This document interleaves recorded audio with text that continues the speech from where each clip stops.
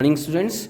तो अभी हम लोग का कॉमर्स में जो चैप्टर चल रहा है प्लानिंग, ओके, जिसमें अभी तक हम लोगों ने प्लानिंग्स में क्या क्या पढ़ा, features of planning, importance of planning, limitation of planning and process of planning. Okay, अब हम लोग देखेंगे कि प्लान कितने तरीके के होते हैं और प्लान क्या होता है। ओके, तो plan is a document that outline how goals are going to be met.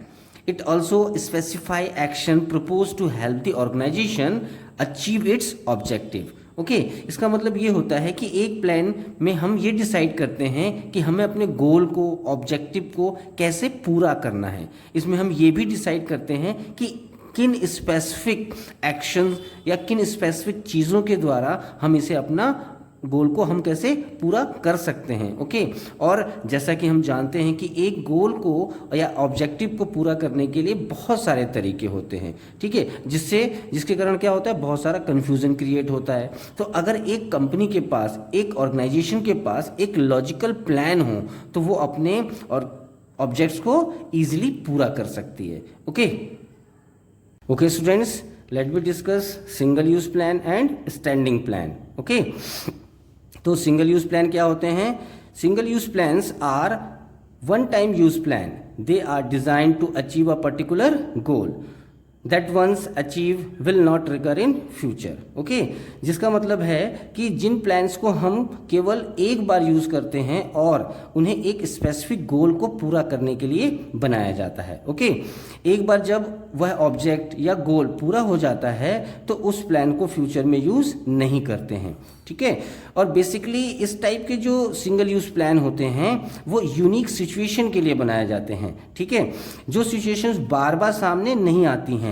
इनका जो प्लान का जो लेंथ होता है वो डिपेंड करता है उन सिचुएशन पर. हो सकता है कि सिचुएशन एक महीने की हो या कुछ दिनों के लिए हो, तो हम उसी हिसाब से ये प्लान बनाते हैं. Okay, so let me discuss single use plan some features. Okay, इसका पहला फीचर है use only once. Okay, means जो सिंगल यूज प्लान होते हैं वो केवल एक बार यूज किए जाते हैं. ओके, इसका नेक्स्ट फीचर है prepare to meet demand of specific situation.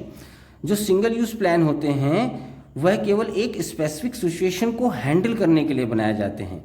एक बार जब उनका ऑब्जेक्ट पूरा हो जाता है या वह सिचुएशन सॉल्व हो जाती हैं तो इन प्लान्स को डिस्कार्ड कर दिया जाता है. ओके, तो इसकी थर्ड फीचर्स क्या हो गया? Discard when situation is over. Okay, इसका लास्ट फीचर है every time new plan is prepared for new situation.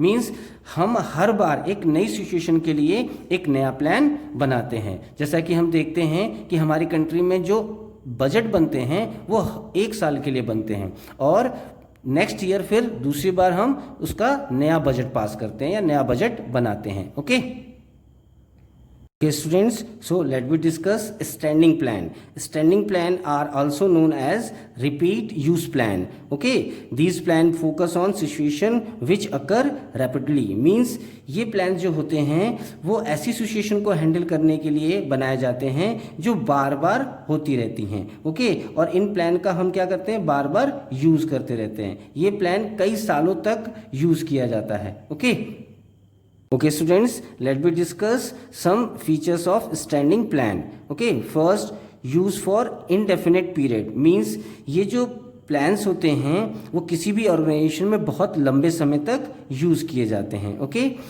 Second है स्टेबल इन नेचर. मीन्स जो ये प्लान्स होते हैं इनमें हम बार बार चेंजेस नहीं करते हैं. एक बार जो प्लान बन जाता है उसी को फॉलो किया जाता है. ओके, थर्ड है guidelines for smooth functioning of the organization. ये जो प्लान्स होते हैं वो ऑर्गेनाइजेशन को स्मूथ फंक्शनिंग कराने में एक गाइडलाइंस का भी रोल करते हैं. ओके, फॉर एग्जांपल कि अगर हम नए स्टाफ को रिक्रूट कर रहे हैं तो जो एक प्लान बना हुआ है उसी प्लान को हम फॉलो करेंगे. ओके, और उसी प्लान के बेसिस पे उसका रिक्रूटमेंट होगा. ओके,